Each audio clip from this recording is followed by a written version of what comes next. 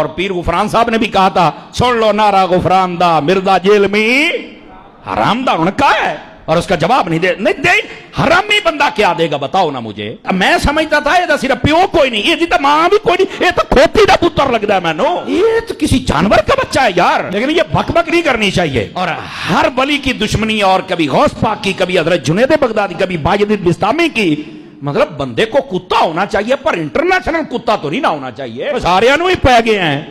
یتیم العلم یزید الفکر خبیث النسل والاصل والعقل مطمئن کمینہ انٹرنیشنل بغیرت. اس واسطے اپنی زبان بند کر، بکواس بند کر. ایک وقت آئے گا لوگ اپنے اسلاف کو برا کہیں گے. تو میں اکثر سوچا کرتا تھا یار کوئی حضرت جنید بغدادی کو بھی برا کہے گا، کوئی حضرت باجد بستامی کو بھی برا کہے گا، کوئی حضور غوث اعظم کو بھی برا کہے گا. کیسے ہوگا یہ؟ تو حضرت پھر جیلم کے اس لونڈے نے بتا دیا کہ ایسے ہوگا. تو مجھے دکھ ہوتا ہے کہ میں اس دور میں ہوں کہ جس دور میں حضور غوث اعظم کے لیے کہا جا رہا ہے کہ وہ تشیع کوئی نہیں، کہ جس دور میں حضرت باجزید کے لیے کہا جا رہا ہے کہ باجزید تشیع کوئی نہیں.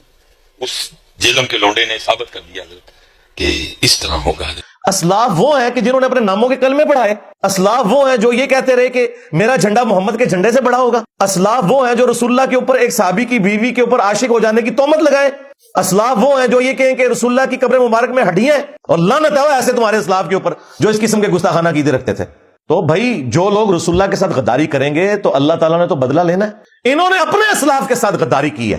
ہم صرف ان بابوں کو مانتے ہیں جو کتابوں کو مانتے ہیں. جو کتابوں کے غدار ہیں ان بابوں کے لیے کوئی عزت نہیں ہے. پھر غداروں کے لیے سیدنا عمر کی تلوار ہے اور انجینئر صاحب کی زبان ہے.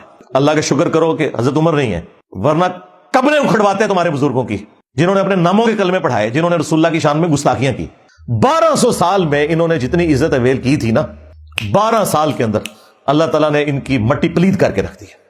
کتنی بڑی بلا ان کے اوپر چھوڑ دی ہے. میرے نبی سا ہے ہی کوئی نہیں، تیرے بابے تھے شاہ ہی کوئی نہیں.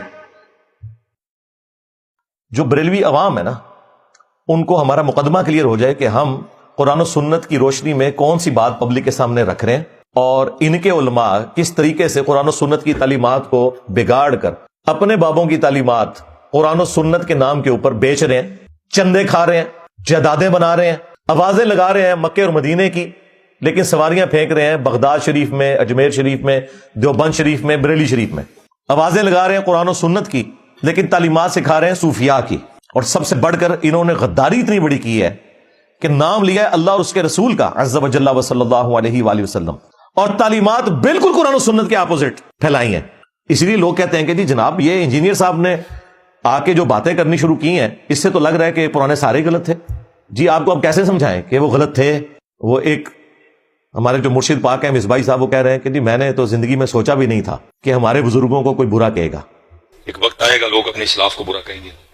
تو میں اکثر سوچا کرتا تھا یار کوئی حضرت جنید بغدادی کو بھی برا کہے گا، کوئی حضرت باجد بستامی کو بھی برا کہے گا، کوئی حضور غوث اعظم کو بھی برا کہے گا. کیسے ہوگا یہ؟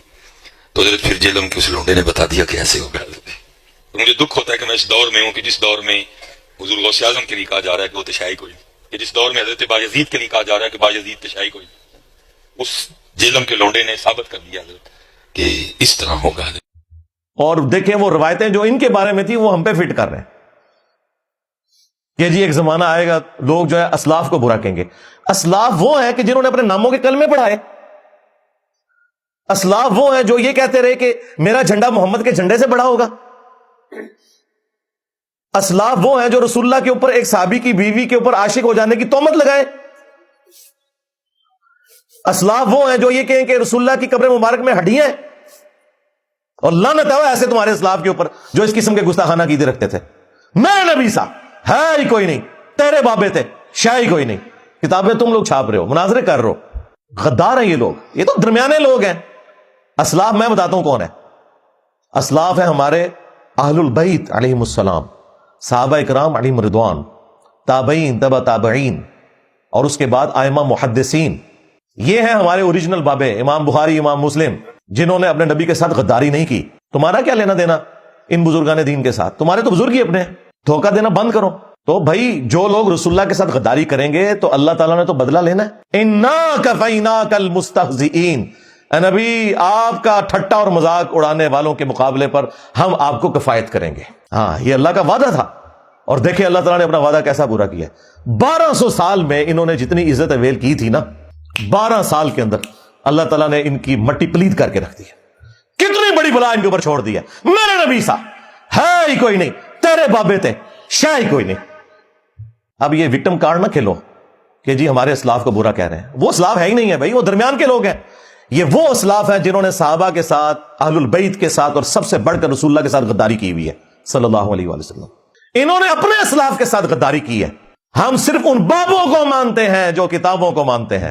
جو کتابوں کے غدار ہیں ان بابوں کے لیے کوئی عزت نہیں ہے. اور یہ جو اکثر لوگ کہتے ہیں نا جی وہ انجینئر صاحب دیکھیں قرآن پاک میں ہے کہ لوگوں کے جھوٹے خداؤں کو برا نہ کہو کہ وہ تمہارے سچے خدا کو برا کہیں گے.